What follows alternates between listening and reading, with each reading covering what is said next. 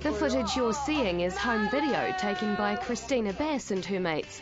The youngest 16, the oldest 21. What are we doing, Joe? What's the Queenstown? Yay! A group of young people out to have a good time, with one hell of a hangover soon to kick in. Oh yeah, alcohol sorted? Yeah. Pull the truck down. Good on ya. They set off on a road trip from Christchurch to Arrowtown that would end in tears. They be spewed! Because once they arrived, the plan was to get drunk, and the plan worked. I got a feeling. Annie, what is that you have got in your hand? Honestly, this is what it is. It's a bit of this. Everybody's sloppy seconds. Everybody. That, Coke, Baileys, Midori, Jägermeister, and a lemon. Where's that Corona? What do you think when you watch this back? Oh, it's just now? crazy. I don't know. It's kind of... It was just stupid. Like, when I look at this, how stupid. I mean, we all let her get that drunk. I'm sorry, Mum! I'm sorry, Dad! I love you!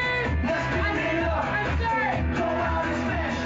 sorry! With a little help from her friends, Christina's best mate, 20-year-old Annie, drank a lot that night. It's wasted. You are...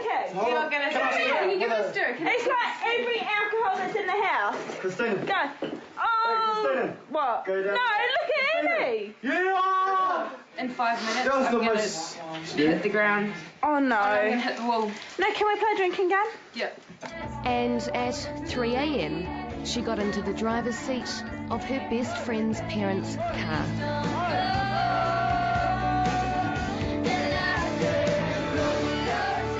I just saw the car and, you know, she was dead. Like, there was no way she could have survived that. That's all that was going through my head. It was just, you know, stupid, drunken times, and, you know, I've, like, lost my best friend just from letting it get so extreme.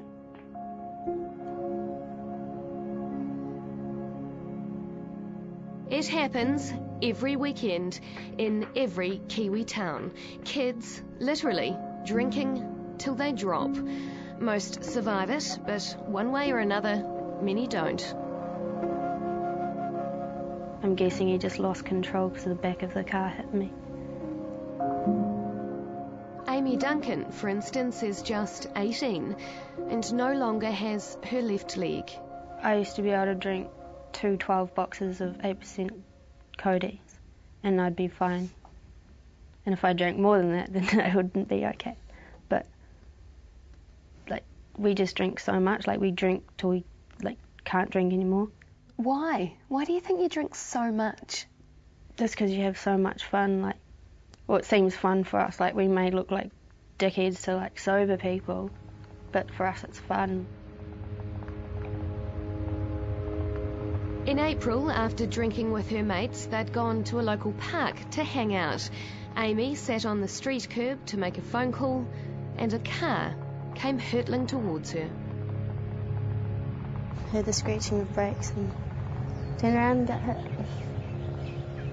Foot got caught under the wheel, and it, like, my leg was twisted under the car, but my body was against the side, and because the back just came flying through here, it took off the curb, like, hit Timmy's car there and stopped. Her mate driving the car had been drinking and now faces very serious charges. It just made me really angry that someone could do that to someone else. Like, I know he didn't do it on purpose, but his decisions, like, that was the end result of his decisions. How's that feeling? It's a bit weird. When we first met Amy Duncan shortly after her accident, she was relatively upbeat. Don't they come with, like, a gap in the toe so I can wear jandals? And being fitted for her first artificial leg. Because then I can finally walk again. I hate having to use crutches all the time. It's annoying. 6 months on, hers is still a life of physio, doctor's appointments and prosthetic limb adjustments. She's lost her career in the Navy,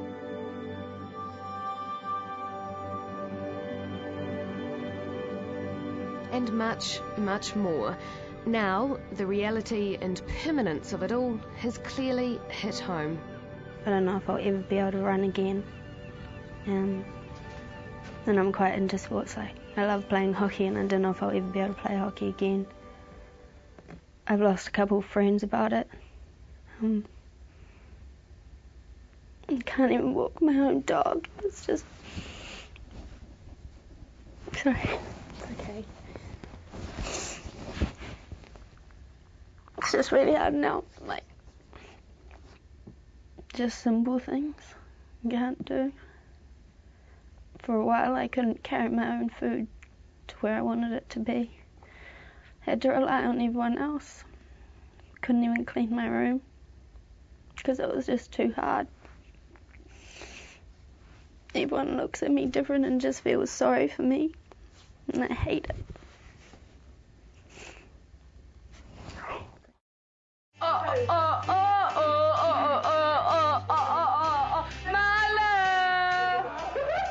Back down south, they were getting drunker and crazier, and at 3 a.m, Annie Patalesio decided to go and get her mates some food from down the road.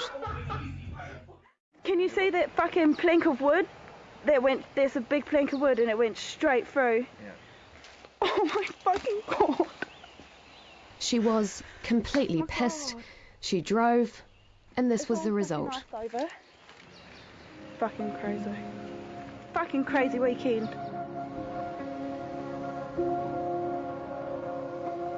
Incredibly, Annie actually survived her crash. She rolled the dice and got lucky.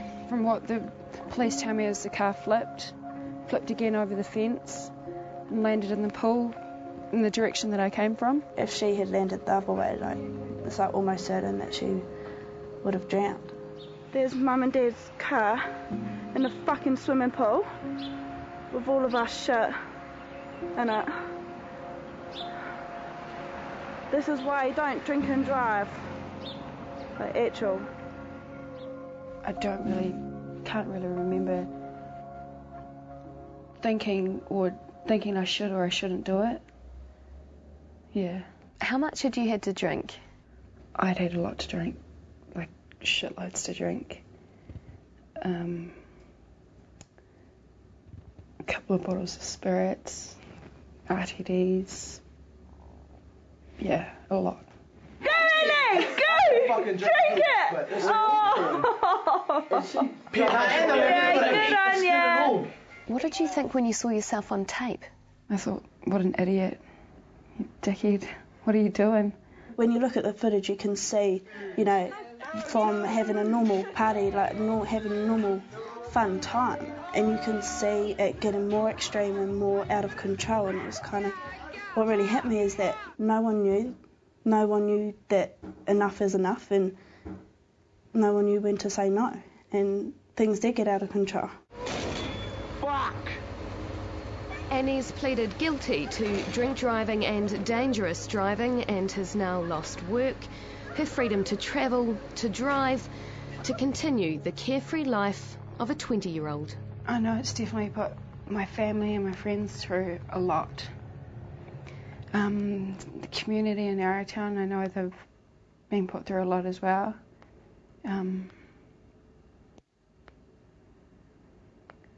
It sort of doesn't feel the same around some people.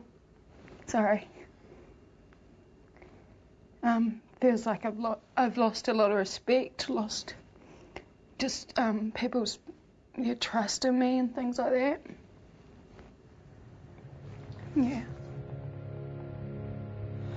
I'm so sorry, Mum and Dad. This was like his actual pride and joy.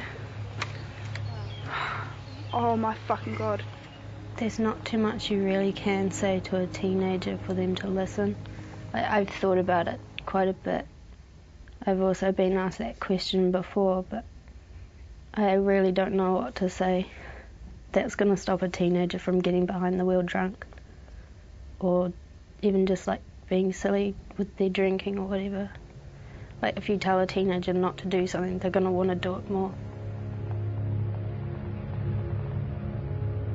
We're lucky that we can sit here and we can talk about it, and I think that we should. let people know that you're so close. I mean, if you want to go out and party and drink, and that's fine, but be responsible about it.